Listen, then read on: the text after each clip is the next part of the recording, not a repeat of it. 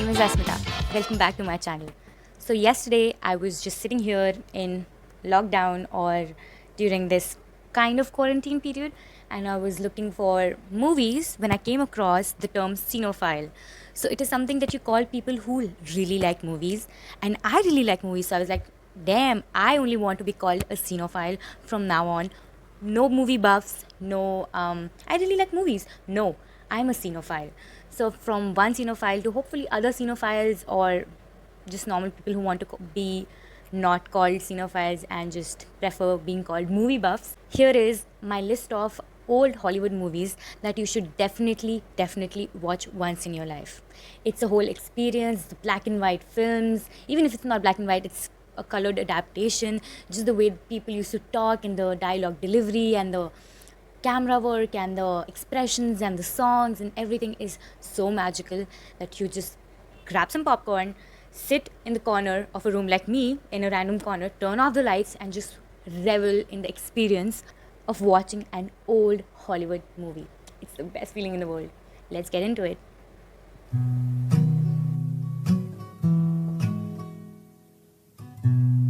The first movie that I'm going to talk about is Singing in the Rain. So, Singing in the Rain came out in 1952 and it was directed by Gene Kelly, co-directed by Gene Kelly, and Gene Kelly is also one of the leading actors in the movie. So, Gene Kelly plays Don Lockwood, who is a big movie star, and he is repeatedly cast with Lena Lamont, and she is also like a leading actress. So, what follows is a journey, or you can say it shows the time where a transition was being made from silent films to talkies. So it shows how people are struggling with actually talking on screen and how everything unfolds. It's a golden age musical. So there are amazing dance choreographies, great camera work, and like songs that you will never be able to get out of your head. So there is Singing in the Rain and there is Good Morning and all of these amazing, awesome songs. It is actually really a treat to watch. And the actress that plays Kathy Sheldon, I'm gonna insert the name here, is an amazing actress. You have to watch her. She is so incredibly good. And this movie gives you that warm, fuzzy feeling. So when you're watching it, you're like, yes, life is good. I feel good. So if you're feeling down someday, you should definitely watch this movie. So the synopsis of this movie is that Don Lockwood and Lena Lamont's film is being premiered, and the film is called The Royal Rascal. It is again a silent movie.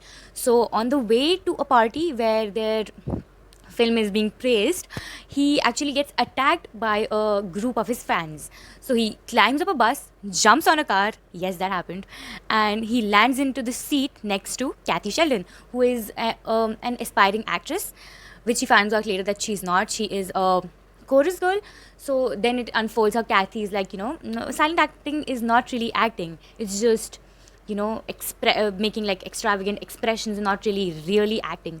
So then it unfolds how Dawn falls in love with Kathy, how Dawn makes a movie and it flops because of bad dubbing, and they're not understanding the mechanics behind a talkie film after making silent films for so long, and then them turning it into a musical. Then it is a treat to watch. You should definitely watch it. Second movie, I'm sorry, my camera got cut off. So the second movie that we're going to talk about is Vertigo. Now we're talking about old Hollywood movies. We have to talk about Alfred Hitchcock. So in my opinion, Vertigo is one of the best movies directed by Alfred Hitchcock. It's imagery, and like from the beginning you see like these spiraling patterns, and it kind of makes you think that you have vertigo, like you have acrophobia. And it is dark, disturbing and twisted, and it deals with mental health issues, and not really mental health issues because at the time it was not like, oh, you should focus on mental health, but yeah, like mental problems that someone faces, like the multifaceted nature of the human brain and how it works. So the story follows this man called Detective Scotty, we'll call him Detective Scotty, and Detective gets into an accident in his line of work, and he gets, he becomes scared of heights. So he gets acrophobia, he gets vertigo whenever he's going on like higher altitudes, and he's not really in like the best mind state. So one day his friend, whose name is Gavin Elster calls him, and he's like, you know what, my wife is behaving crazy. She's behaving weird. You have to tell me what's happening with her. So then it follows the pursuit between him Detective Scotty, and how he's following this woman, Madeline Elster, and he kind of becomes obsessed with her. So as he's trying to find out about her past and why she's acting so crazy, she commits suicide. So she plummets to her death by climbing on on a tower and falls down in front of him. So that makes him be even more obsessed with her. So then he's seeing her everywhere. There's this woman called Judy, I think, yeah, Judy, and she is going somewhere, and he looks at her and he's like, this is Madeline, and he keeps following her, and then the whole story unfolds like that, and it's a psychological thriller.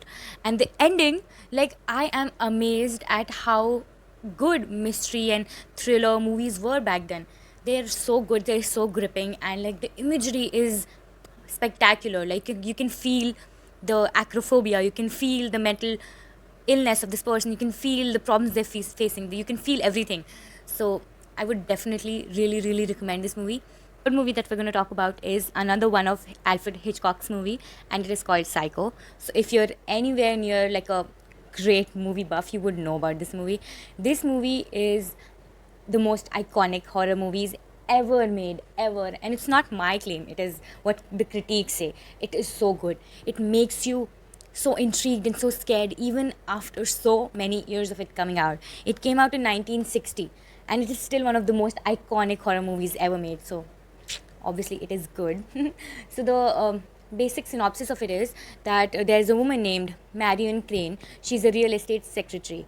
So what happens is, she and her boyfriend are in the bedroom and they're talking about stuff. So the boyfriend is like, we can never be together because I have loans and we don't have the financial resources to be together. So he flies out to Farewell, California.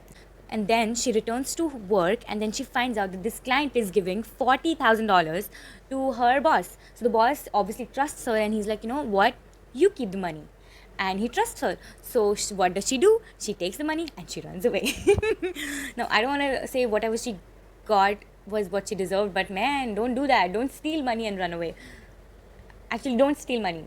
It's not about running away. So then she takes the money, drives to Fairvale, California, and on the route she falls asleep. So then this cop gets suspicious. He keeps following her because a woman in 1960 just driving by herself and just sleeping on the road was like a very weird thing. So he keeps following her. Then she somehow manages to get him off her tail, and I think it is in Bakersfield. When she reaches to Bakersfield, there's heavy rainfall, and she's like, what? I should stop for some time. So she stops at this motel, and it's Bates Motel. It's owned by Norman Bates. Now this character is so creepy. He's creepy, he's weird, he's the perfect mix for a horror movie. So then it all follows her interacting with him, and he has this mother living in a mansion adjacent to the hotel, and then she gets murdered in the shower. So it's a infamous shower scene. So you see that and you're like, oh, what? And then the whole thing follows, like a detective is looking for her sister is looking for her boyfriend is looking for her, and everyone is looking for her, and then the end is going to kind of surprise you. It is going to surprise you. So it is, again, the storyline, the acting, the direction, everything is perfection. So you should definitely watch it. The Shining.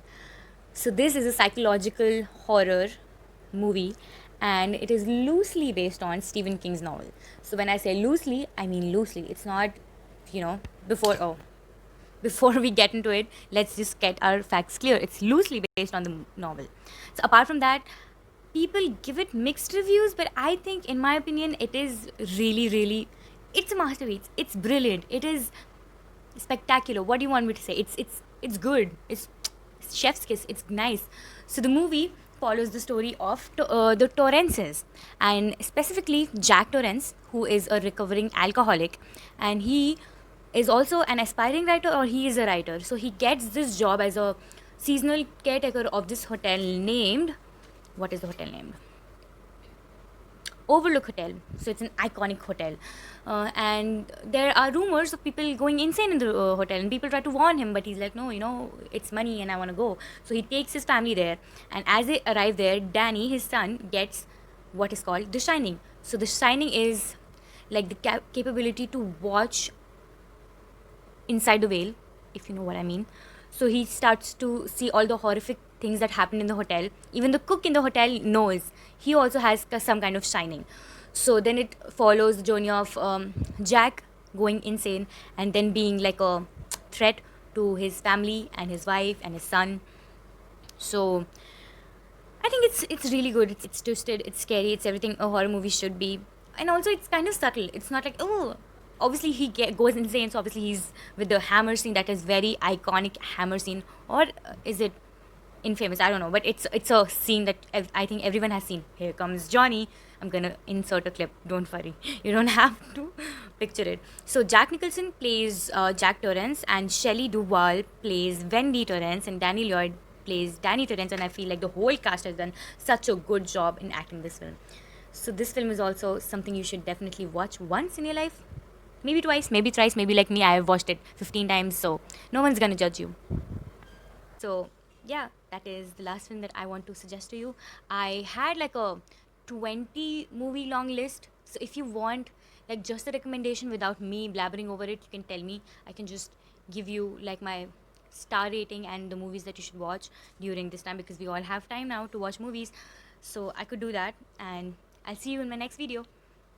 And if you like this, please like this video if you like it, and if you didn't like it, please comment down below what you didn't like about it, and I'll try to work on it. And if you want to, please share it with people, and please subscribe to my channel. It would really make my day. And yeah, that's it. Okay, bye.